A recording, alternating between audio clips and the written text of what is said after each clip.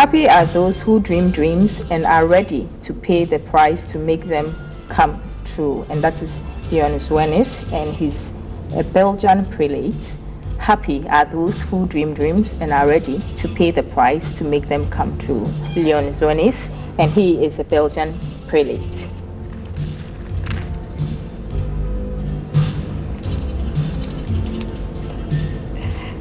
Good afternoon, and you're welcome to Female Factor on Today's Woman. And this is a program that we have put in place for women politicians to tell us a little bit about themselves and also their aspirations, what really and how they are combining with issues surrounding their lives, as well as the ambitions for their constituencies that they serve. Well, this afternoon we have the MP-elect for Kpando. We've actually gone into the Volta region, and a very interesting woman, finding a couple of things that may make us think that she is someone who looks at the very little details of life. Mrs. DELA SOWAH, you're welcome. Thank you very much. Right. The first thing I realized was that you had changed your name from Doris. You had dropped one, Yeah. Doris, to just DELA SOWAH. What inspired this? I was actually christened Philippine Doris DELA Abuja. And then I realized that the meaning of DELA is so relevant, and it has worked in my life in different ways. So I became very fond of the name, and then I thought I'd rather make that my first name. So at what point in your life did you take this decision? I think I took the decision before I entered the university. Because, should I say, when we were younger and in the primary school, people didn't like people to identify them by their local names. And I was one of those people. But then when I truly understood the meaning of my name, I was like, this is the name. And so just before I entered the university, I think I fully went for DELA. So somewhere along the line, would you say that maybe before we give names to our children, we should take a good look at the name so that it has a meaning to the personality? I think so, because names work, and my name has worked for me, in the sense that I have the meaning of the name is Savior is there, or there is a Savior. And I've experienced the Savior being there for me in various stages of my life. And then also I've experienced being used as a Savior in other lives.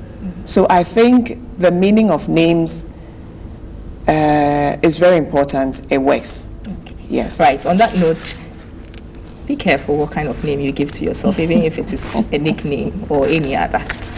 We'll take a break. When we come back, we'll go more into Mrs. DELA SOWAH's life. Remember, you can communicate with us, contribute to this program, Today's Woman on TV3, or TV3's Today's Woman. TV3 Today's Woman, Today's Woman on TV3, on Facebook. And so we'll get there, communicate with us, ask questions. Give me the questions. I will ask her all the questions that you want her to answer, because next week, or within a week or two, latest within 10 days, she's going to be sworn in as a member of Parliament for Kpando. We'll be right back.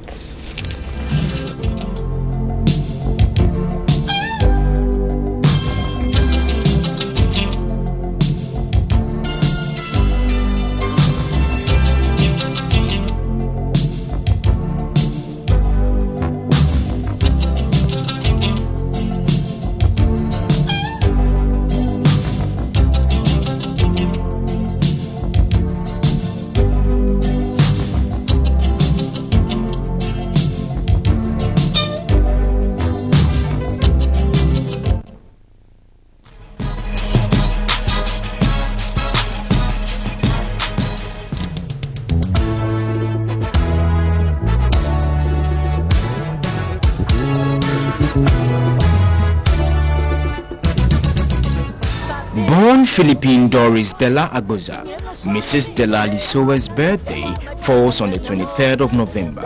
She was privileged to attend Achimota School, Mauli Secondary School, and the Kwame Nkrumah University of Science and Technology.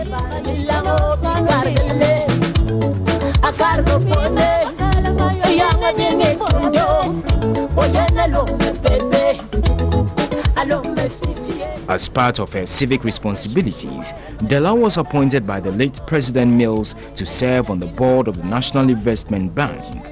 She also serves on the Ghana Cylinder and E-Transact Ghana Limited boards.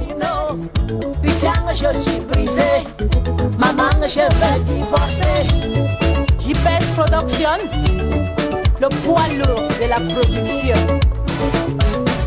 Achille Mana, le lion de Toulouse. As a professional business executive, she ran DAPEC Limited for 16 years and now helps her husband run the Master Speed Limited, a marketing company, and Sun Pro, a construction, janitorial and trading company. She lectures at Junior Wolfby occasionally.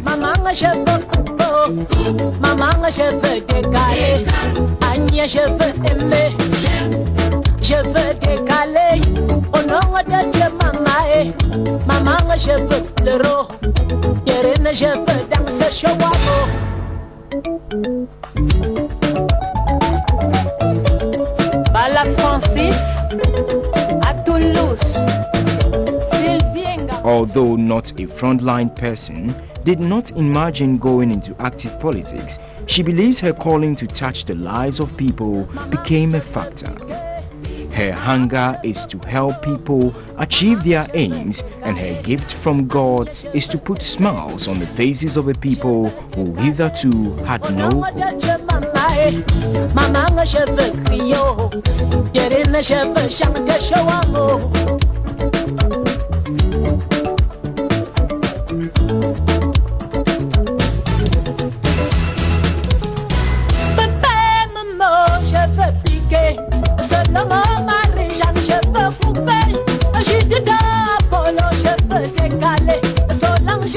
Her joy is to see their circumstances improve and their lives change for the better.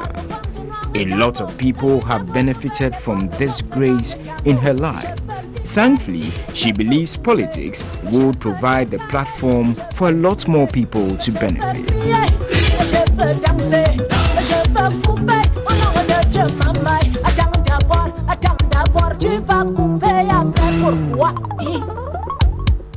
Calls on her to contest the North Dai seat were declined, as she claimed then that frontline politics was not for her. It took a close relationship with the castle under the late President Mills to heed the call. What started as a joke in the office of the Secretary to the President has become a reality today.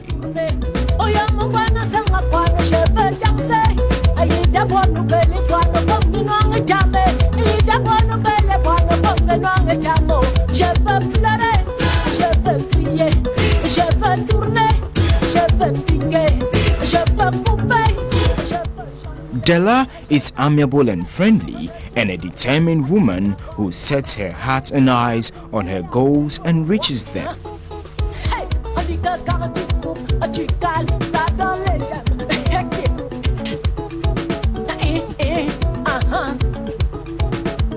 Aside all these qualities and the setbacks that come with it, Mrs. Dela Sowah has been a very loving wife for over 14 years to her school sweetheart, Mr. Theodore Sowah.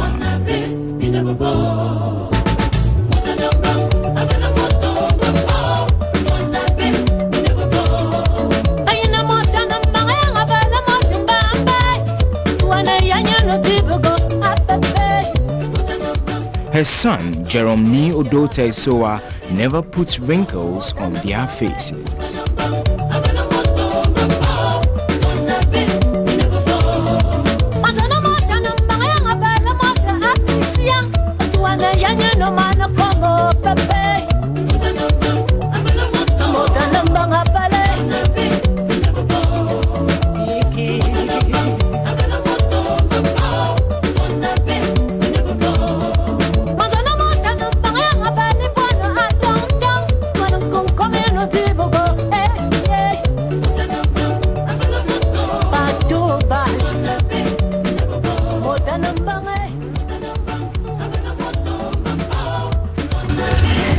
So welcome back to Female Factor on Today's Woman, and we are still in the studio with Mrs. DELA SOWAH. We've just been looking at a little brief on what she does really and who she is.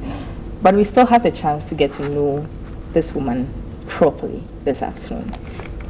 We've just looked at a little bit about yourself and the fact that you had to be encouraged into this particular area of your life, which is politics. Was this something that you had never dreamt of going to do at all? Yes. I had never dreamt of going to stand elections to be an MP. So how did it come to you? Was it like a shock that somebody would just sit there and think that you were a good material for a member of parliament for your area? Well, it wasn't a shock. Maybe I knew I could do it, but then it never occurred to me to go and do it. It's like several of us sitting in our homes would see that, look, I could do this work very well, but then you think, oh, it's not for me, it's for other people. So that was how it was for me. It's like, yes, I know I can do it, but then it never crossed my mind to actually go out there and do it. So what was the experience like? Was there a point in your campaign that you thought, wow, I made a mistake by accepting to be a member of parliament? No. That didn't happen at any point in time at all. The campaign was hectic. There were challenges, but the challenges actually strengthened me, because if you believe you have a calling, some of the signals that I look for are challenges.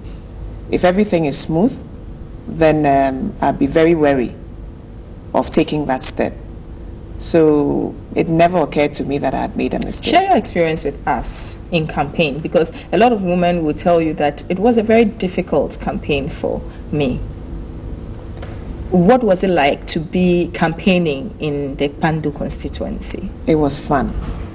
I had the support of the party executives, the campaign team, and the people just opened up to me. It was real fun. I enjoyed it. It was hectic. Sometimes we'd have to leave home before 5 and then come back by 9, or even past 9. There are people still waiting to see you. It wasn't an easy thing, but it was fun. I enjoyed every bit of it. There were instances where we had to go on foot or go by boat. And then we saw the boat bits of it. Yes. And that brings to mind the concerns of your constituency. What are they looking forward to as a constituency from a member of parliament, even though we know that members of parliament are only supposed to be helping make laws? Yeah, it's very interesting because, like the people living on the islands, you go there and they say, when is the government bringing us light? And there are no roads leading to the place. You go by boat. Then you pause a minute and then they remind you, we've had the solar. So even if you can't bring the regular electricity, then bring a solar light. So these are people who are well in tune with technology. They are. I mean, you'd be very surprised. People, I realized, are very savvy, and then they are very politically informed. If you think you're dealing with rural crowd, you'll be disappointed. They have the knowledge. So what demands were they making? The usual things: water, electricity, health issues, just the usual demands. You know, we ask these questions, and particularly our viewers would want to ask these questions because these are things that sometimes we think that a rural community and a member of parliament for a rural community may be looking at things differently from somebody in an urban community. Because, for instance, you may think that you may need maybe health facilities, you may need education and other facilities that we find here in the urban areas as most important. And then some will also tell you that, no, rural communities will tell you one thing or the other, for which you may think is absolutely unnecessary at this point because there's the need to bring that up. Did you encounter those difficulties? No, because I realized that the media has actually bridged that gap very, very well. So people in the rural communities, as we call them, they are looking forward to the same things people in the urban communities are looking for. And they'll tell you these are indicators to show that a place is no longer a village. And they'll mention light, water, and things like that. And so you find that the needs that you think, oh, these people don't need it, are the very needs they also have. Right. Constituency creation. That was one of the big things that happened this year, apart from the biometric voter registration. We've had a lot of women groups asking that most political parties, especially like the ones that you are coming from, NPP and NDC, who have the majority, especially as being the major political parties, should field more women in their strongholds. You are coming from one of the very strongholds of the NDC. Mm-hmm. And so do you think that this is a very good way to bring in women into politics and making sure that women are able to get seats in parliament? Well, maybe it is a good way, but I don't think the party deliberately made room for any woman by way of saying that this constituency should only be contested by women. At the primaries level, I contested against 5 other people, 2 other women, including myself, and 3 men. It was a fair game. So much as it would be laudable to say women should take the safe seats, if I should call it that, I don't think democracy allows that. It's like you all fight it out. Whoever wins, that's it. Right. Politics, Christianity. You're a staunch Christian. Yes. And then you go into politics. How do you combine this? Because we've been told politics is a very rough game. And for Christians, somewhere along the line, you're busy with other things. It's very interesting because I got asked that question a few times on the campaign trail, because my husband is a part-time pastor, and then somebody will come and say, how can a pastor's wife be standing to be a member of parliament? But it's so interesting because in my thinking, if one person didn't do it right, it doesn't mean that all Christians can't do it right. I'll take my example from the Bible and take somebody like Daniel.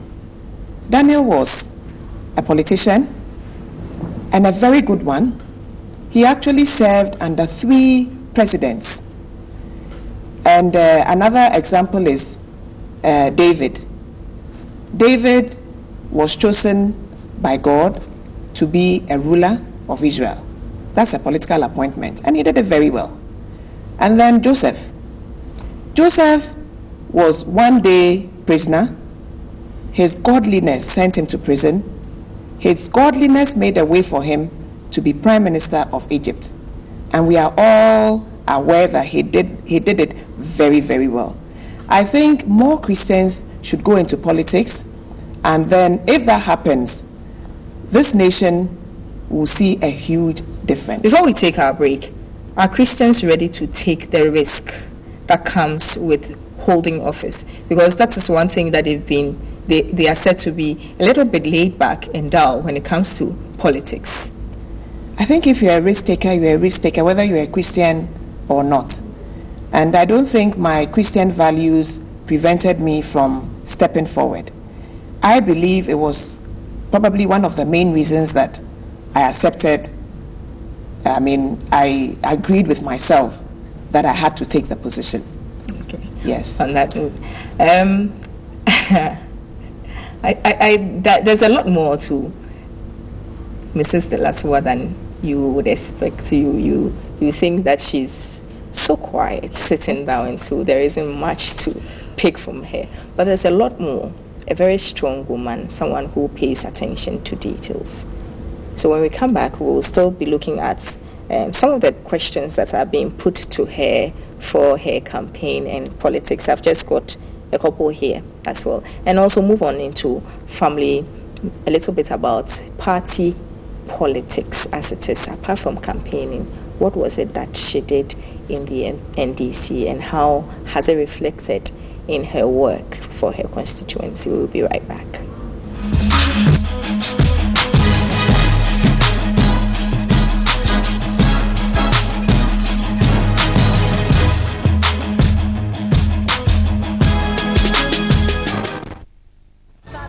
Until go be your mama and mote, you know, swallow me, you may. A mama ding a pen more. What then a mama that do a man that ding a man. And got no man, you are people among got no man. And got no man, no more ever. You love I got no pone. A young and you need to know. Or you're alone, baby. Alone, my 50. Alors me chouchoué, me derrière me, soit tout côté. Il m'a trahi, il m'a menti. Il est méchant, il m'a ruiné. Puissant, je suis brisé. Maman, je veux divorcer. Welcome back to today's Woman Female Factor, and we still have in the studio Mrs. DELA SOWAH. You can still contribute to this program on Today's Woman on TV3 or TV3 Today's Woman. And we've just had a message from Prince Y.C. Egbe, and he says, Honorable MP, congratulations, and please answer these questions for me. And that's what he is requesting. What is the secret behind your success in life? It's God. 2, in months of campaigning, did your pockets still survive after others said they had run down on money? If God is your source, you can never run dry. Prince, if God is your source, you can never run dry. The prince is a little bit curious because of the pictures that he's seeing on TV. He thinks there are some very big wigs behind your campaign. And also, if you were one of the losing MPs, how will you cope with life after wasting that huge amount in your campaign? Thankfully, I'm not one of the losing MPs, so I can't answer that. I didn't go into the campaign expecting to lose, and so I didn't have a plan B. What was the confidence for a success, that you are going to be elected? It's God. I may sound strange, but I heard from God, and I was convinced that I heard Him. Okay. And the last one, can you please disclose the amount you spent before getting the nod? Prince from Kpando, but lives in Takoradi. Prince, I didn't take account of how much I spent, but money was available to get the job done at every stage. Okay. Did you have a good support from the family, or it was one of those things? You hear a lot of women say, my family said it is either my marriage or my ambition. No, I didn't have that. My husband is a very reserved person, and I'd say very unpolitical. And when I first mentioned to him that I had intended to stand, because I needed his permission, of course, and his first response was no. Then a few weeks passed, I approached him again. I said, look, this is God. And then his answer was, if it is God, I'm not at loggerheads with God. Let him talk to me. So we left it at that. And then he also sought God, and 2 weeks after he said, I won't be a hindrance, you can go ahead. You didn't have to do any other, as in trying to find ways to convince your husband. It wasn't something that you were thinking about, that I I need to speak to my husband about this. There's got to be a way out of this. You know, I knew his answer would be no. If it was, should I say, an emotional or a physical answer, I knew it would be no. But I knew if the answer came from the angle of a spiritual answer, it would be yes. So I let that do the work, and it worked. Okay. Zacchaeus, Yeboah says, in fact, this woman is ambitious. Are you that ambitious? It depends on what he means by ambitious. What he means by my being ambitious. Because like I said, being an MP wasn't something I had considered in the past. It was something that came all of a sudden. So if that is what he's talking about, then I don't know how to answer him. But then also I'd say that I have great expectations and great hope for a better future, just like everybody else has. I'm sure you are also seeking to better your life. That, I think, it's a human virtue, and I possess it. Right. Your work, over the years, you've been through a couple of jobs before coming into politics. Would you say that was a launch pad for you to get into? It prepared you for the work ahead? I'd say yes, even though I didn't know at the time that it was preparing me. But I've taken some very daunting challenges in the past. Like several years ago, I had to set up a company in Zambia. And going from Harare to Zambia by road, the lions we met on the road live, the head of elephants, those are all things that probably would scare other people. But those experiences were good experiences for me in the sense that now being on the campaign trail, nothing could, terrify me. I couldn't see water and say, I'm not going to the island to talk to the people. I couldn't see a mountain and say, I'm not going to climb this. For me, the experiences in my work in the past, managing people, relating with people of different levels, all prepared me for today. Even though at the time I didn't know it was training ground, but now I know those experiences really were training ground. NDC, Volta region, would say it's a stronghold, and so you didn't have to do a lot of work. But what kind of work were you doing behind the scenes for the NDC before you launched into the Member of Parliament campaign? You see, I realized that, like you say, NDC is a stronghold. Volta is a stronghold for NDC. That was the story, but we looked at some statistics, and then I realized that maybe where in the past a party like MPP would get 50 votes, now they were getting 1,000 votes, then 2,000 votes. Was it scary?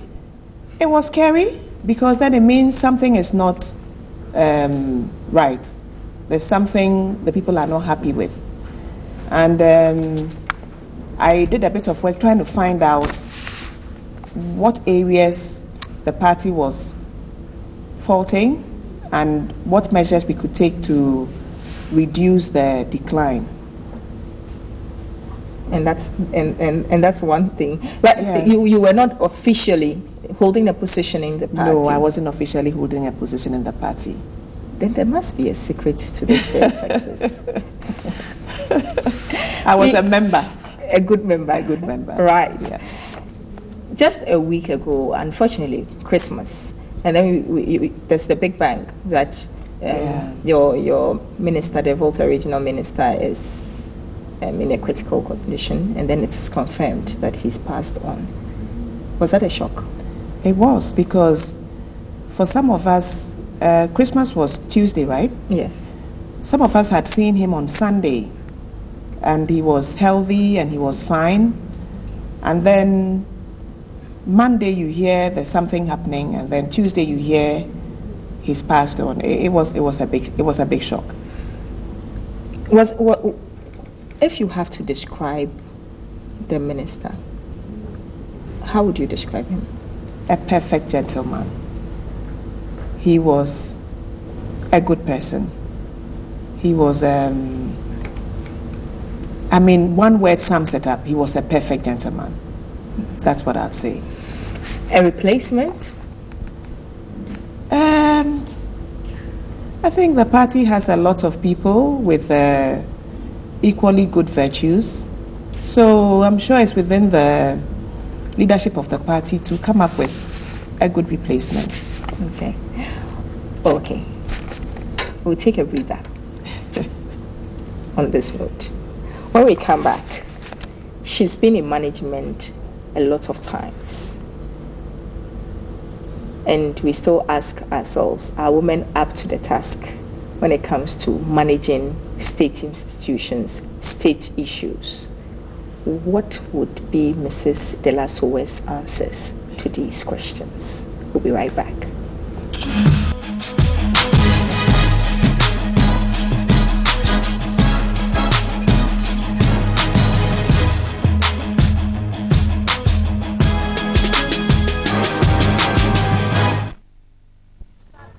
Go be my one more day, you know, swallow me, you may. Mama ding a venamo, again among a gentleman, and I know I'm a number, you are people, and I know I'm a number, and I know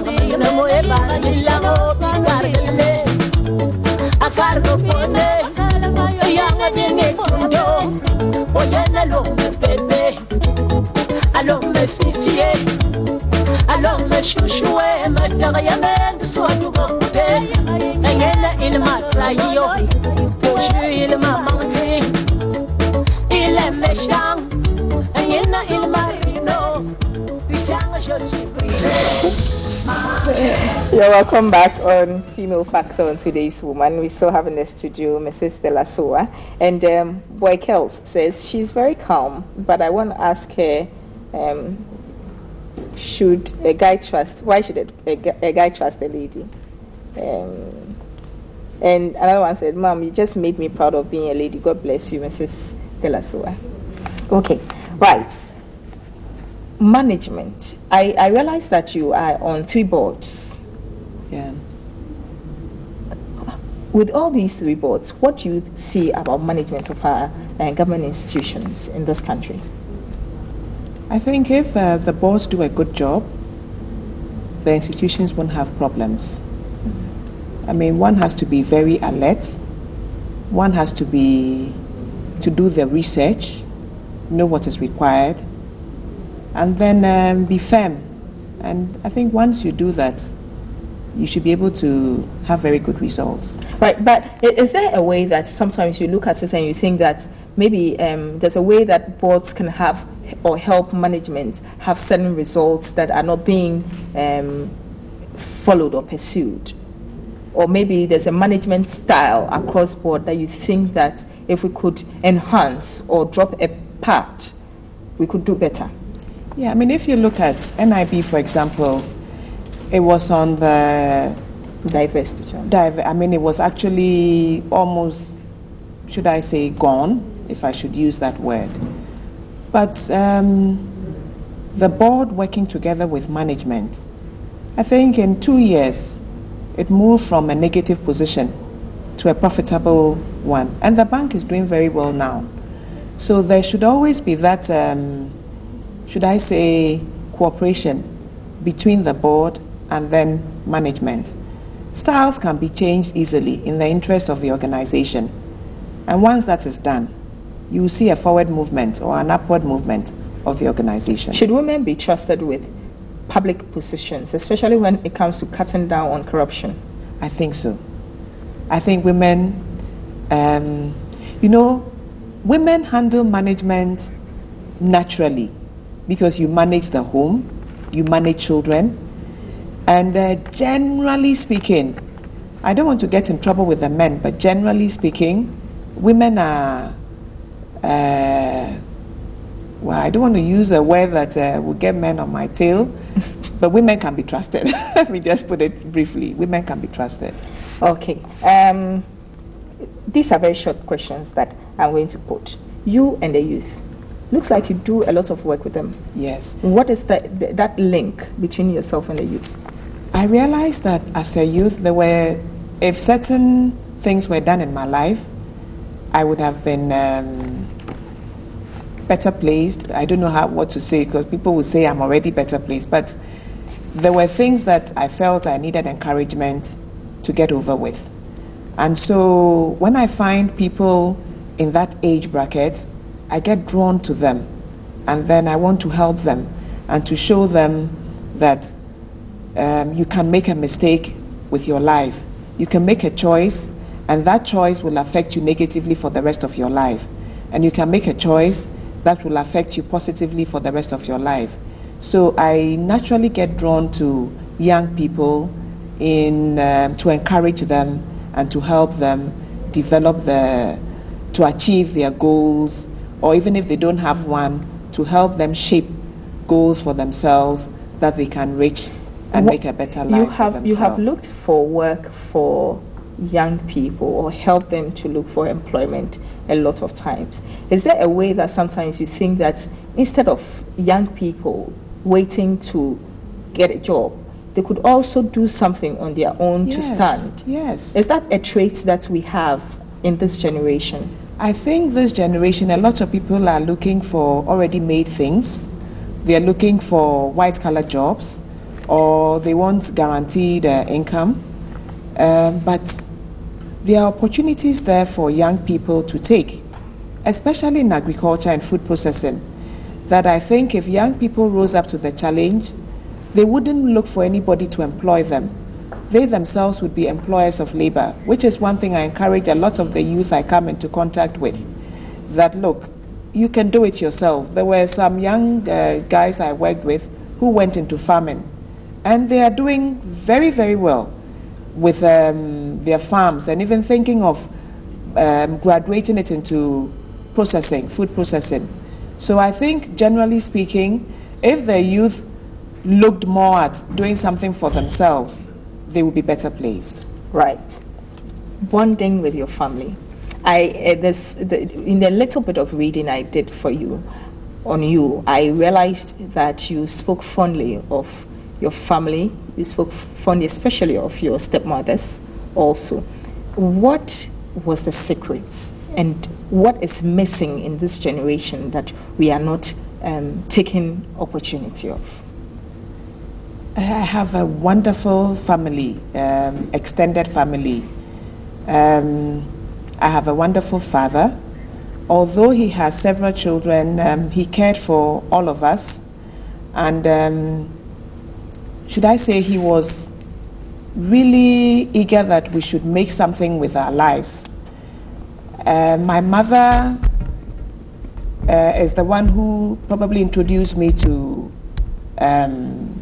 Christianity or to God. I mean, she introduced me very early to the writings of Kenneth Hagin of blessed memory, and I have that. And then I have stepmothers who imparted my life in one way or the other. I have a stepmother who I accredit taught me to cook.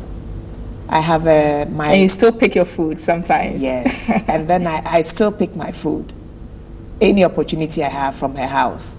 And then I have a stepmother also who practically for a lot of my, should I say, most parts of my growing years, raised me. But you always refer to divine intervention. Yes. And if that is it, is it something that ruled your life and continues to rule it in such a way that it makes you look forward to something new? Yes, yes. I mean, as for that aspect, I can't underplay it, because I've had it since I was 3. I went out with my elder sister, Joyce, and my young aunt, and I was actually stolen, if you should put it that way. And but for the divine intervention I talk about, I would have been lost for good. A short message to the constituency, Kpando, and then also for us Ghanaians who are going to be looking at you in Parliament to contribute to the kind of work that is supposed to be done there. Very short one before we go. I've said to the people of Kpando that this is our year of change. I mean, 2013 begins our year of change. I'm very confident that they'll see a difference.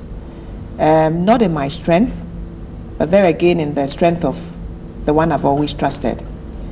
To Ghanaians as a whole, I think there are good things ahead of us, good times ahead of us, and we should all be grateful to God for where He's brought us, how far He's brought us. And once we are thankful, the coming years will be even better. Okay. Thank you very much. You're welcome. Right, on that note, we'll have to say a very big thank you to you also. And a Happy New Year. All the best when you are sworn in. We'll have to say a very big thank you for keeping the peace in this country, and also for all the women who have contributed to this program, those who have watched us, and all those who are yet to watch us. To the generality of Ghanaians, a very Merry Christmas, belated one, and a Happy New Year, which is coming Tuesday. Let's hope for peace for this country, to develop this country.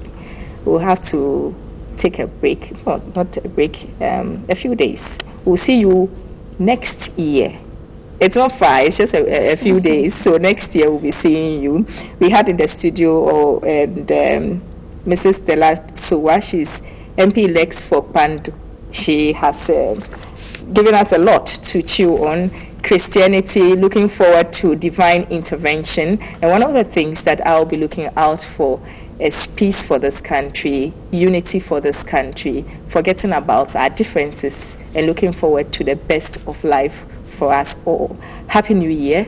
Let's hope that next year when you meet us, Alexis and I, there'll be a lot more to look forward to.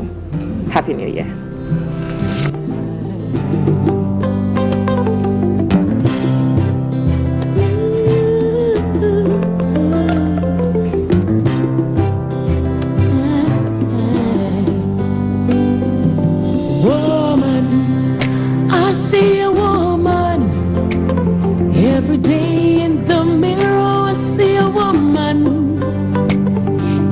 Time I look at mama, I see the woman, a wonderful woman, an African woman, mother of nature,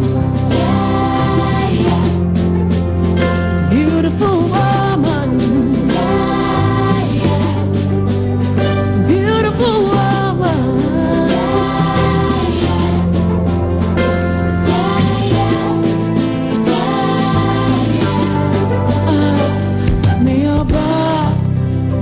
Bibini bai, saniga senjo yensha neyenza. Me wasuba wa bujema ho fetise. Bibini bai,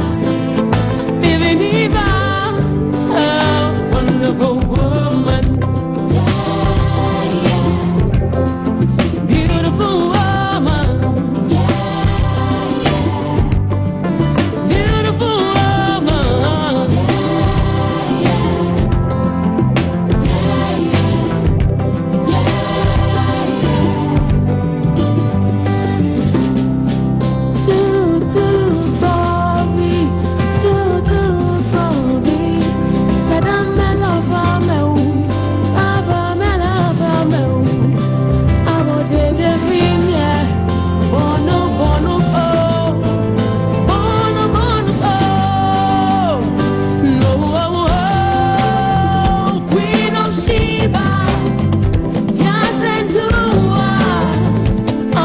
Zazu, Maria Makiba Iringa, Blanco Vino.